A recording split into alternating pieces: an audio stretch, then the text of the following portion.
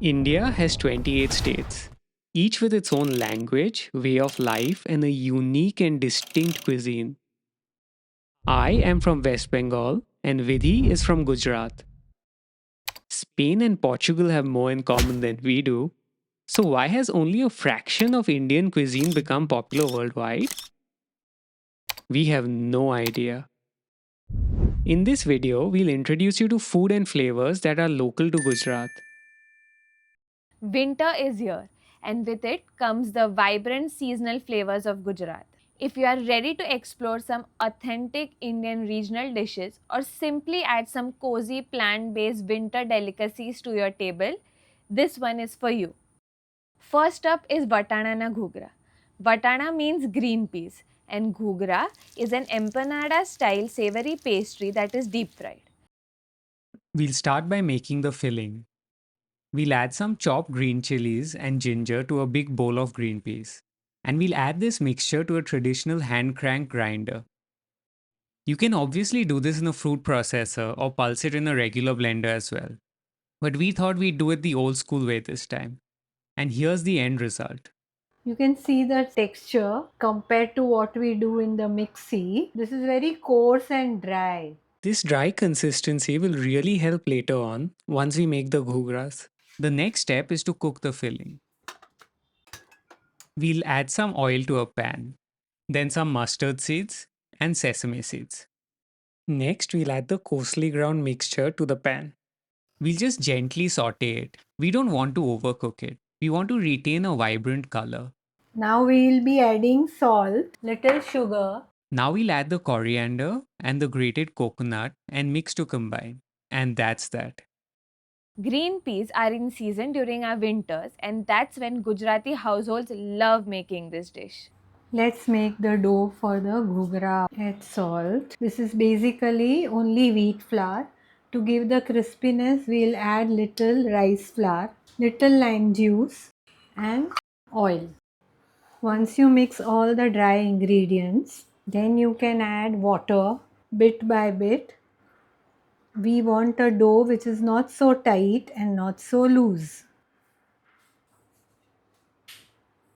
This should be the stiffness of the dough.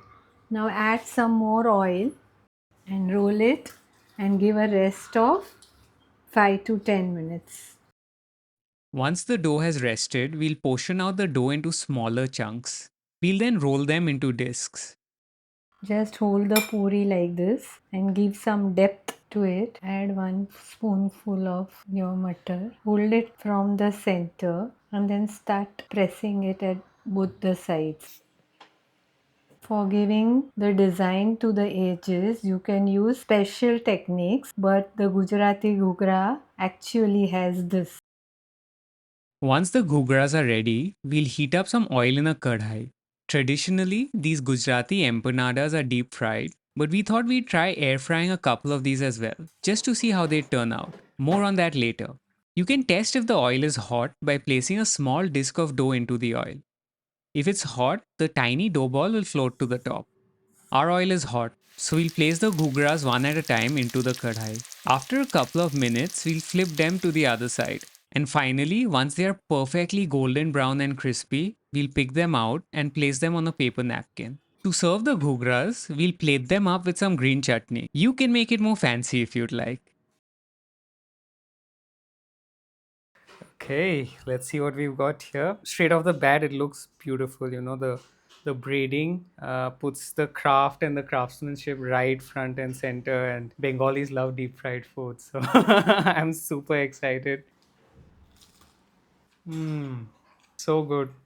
It's such an interesting take on a samosa. The classic samosa has an aloo filling and it's, the typical spice palette of turmeric and red chili powder and things like that. And this one just looks so different, like it feels so fresh and unique. So I really love this. And if you guys are thinking of making it, I think you'll love it as well. Now we'll try the air fried ghugras. Hmm. This might be even better. That's incredible. I think because this is like an Indian pastry dough, so it's laminated with fats, and that's when the air fryer really shines, I think. This was a walk in the park, and I hope you are warmed up because I must warn you, this next dish is a marathon. Undhiyu is a winter delicacy that combines a medley of seasonal vegetables, spices, and fenugreek dumplings or muthia. This is a long and elaborate preparation, so I would recommend sitting back and relaxing while my mom expertly guides us through this crazy food adventure. Like all efficient home cooks, she does a lot of different prep work simultaneously. But to keep it simple, we'll show you how to prep the different parts individually. First, we'll prepare the masala. This is the flavor base and it goes everywhere. So it's a good place to start. We'll mix all the ingredients in a bowl: grated coconut, coriander leaves, sesame seeds, a paste of ginger and green chili peppers, salt to taste, and sugar. You can use a spoon to combine, or don't be afraid to get in there with your hands. This way, you can make sure that it's properly combined. And the masala base is ready. Simple, right? Next, we'll prepare the eggplant and the root veggies. Peel and cube the purple yam, sweet potato, and the baby potatoes. To a hot pan, we'll add some oil, then some turmeric and some grated garlic. Let it sizzle and then add the yam and the sweet potatoes. Add in some water, salt, and let it cook. We'll now prep the eggplant and the potatoes. First, we'll stuff the masala into the eggplants. We'll make a slit and then stuff some masala, and then we'll make another slit and stuff it some more.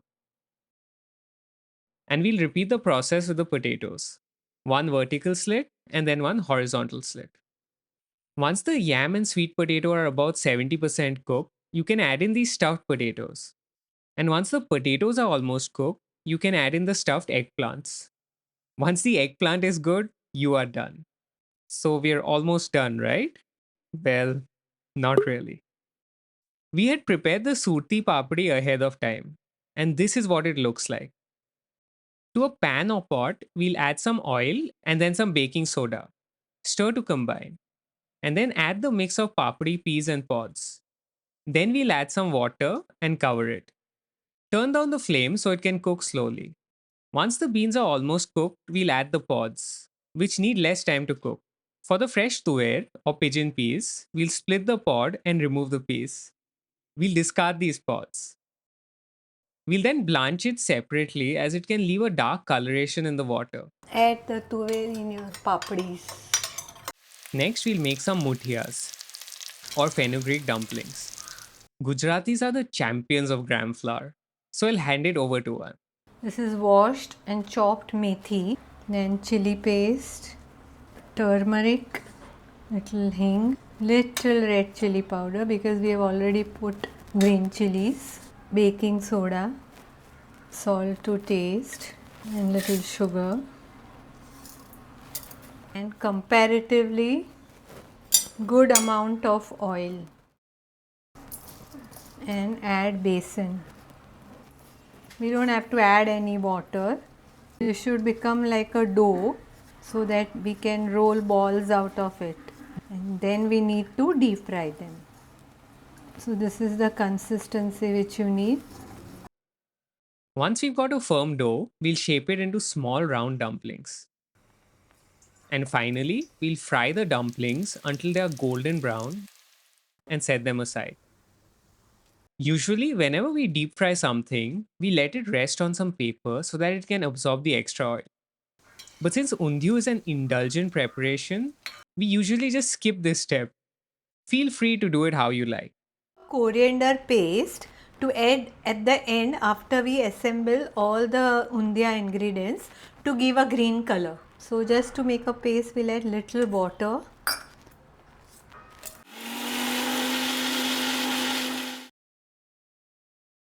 To put it together, we'll heat some oil in a thick bottomed pot. In this case, we are using a clay pot again. This pot was a gift from Archana Masi, who passed away recently. She was a fantastic cook who'd always drop by with something delicious. We'll add some garlic and let it sizzle. We'll first add in the yam, the sweet potatoes, and the stuffed veggies. Saute for a bit. Next, we'll add the mix of beans and pods. Then the green chutney, the leftover masala, and mix gently to coat the veggies in the spices. Cover and cook on low heat for 15 to 20 minutes, stirring occasionally. Add the mutias or the fenugreek dumplings during the last 10 minutes of cooking and let it simmer. And we are finally done. I'm feeling tired just narrating it. Oof, that was quite the effort. So, did Jhula Ritik like it? Let's find out. This is perfect. Undhiyu is a very common food that you get at Gujarati weddings, but that's not the best undhiyu. That is typically either it's too sweet or it's too oily or it's too spiced. And this one that Vidhi's mom makes, it's the best undhiyu I've had by far. When you're making it at home, the moderation of oil and spices, it really lets the veggies shine instead of the spice or the sugar or the jaggery shining through. There are so many layers of flavor, but this complex dish comes out feeling so hearty and simple. So how does the magic happen? The seasonal veggies are obviously the star of the show. There's such a great contrast of textures. The soft and creamy root veggies, the beans, the papdi, the eggplant. Each veggie offers a different texture. There's just so much going on and it keeps every bite very interesting. But the spiced mixture plays a huge role too. The green chilies and ginger add spice, and the coconut and sesame add an indulgent element to the dish. And we can't forget the motias. As I said before, gujus are the champions of besan, and these fried dumplings are a savory umami explosion. It contrasts so well against the bright and fresh veggies. A lot of Gujaratis actually don't love Undhiyu, but I do. It's something I never had before I met Vidhi, so I always cherish it and look forward to it whenever I get a chance to eat it. Do you want to make Undhiyu, but without any of this crazy effort? Then this next recipe is just for you.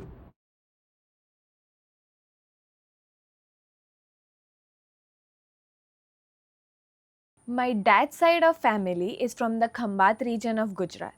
And next up is a very simple but special and extremely uncommon variation of Undhiyu that's local to Khambat. I bet you would have not heard of this recipe before. The key ingredient is a chutney made from wood apple. If you drop the fruit and it bounces back like this, then it's still not ripe.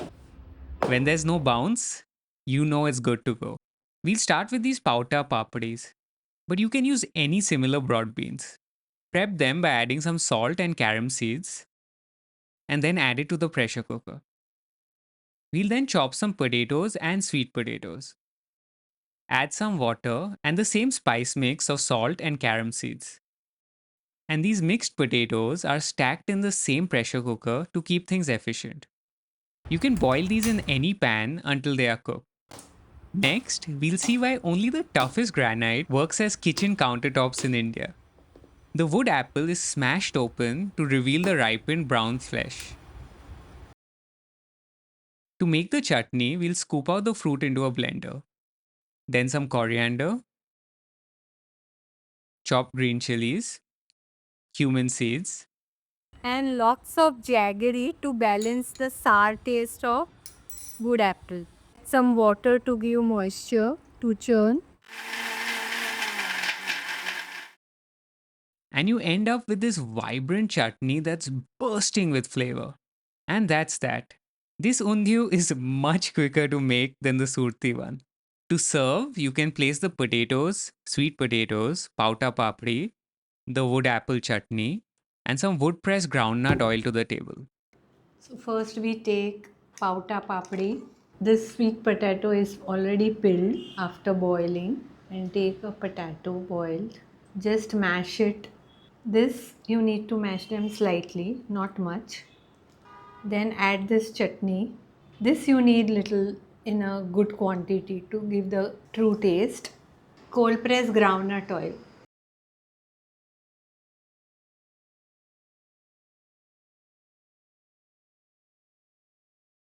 So I am all set to taste my Khambati Undhiyu. It's a nice mixture of sweetness and tanginess. With the Khambati Undhiyu, the magic lies in how simple and unique it is. This It took is a what we few make minutes to hot. prep, and it's somewhere in between a salad and a main course. It's delicious and refreshing, and it might just have been the most unique dish out of all the three. Some people might think that a vegetarian or plant based kitchen means a lack of ingredients or techniques. But all these winter dishes use so many ingredients in so many creative ways. Sure, we can't use a few ingredients, but we still can use the vast majority of what's out there. After making these videos, we always feel inspired to step back into the kitchen, knowing that even with our limitations, we've still only scratched the surface of what's out there and what's possible.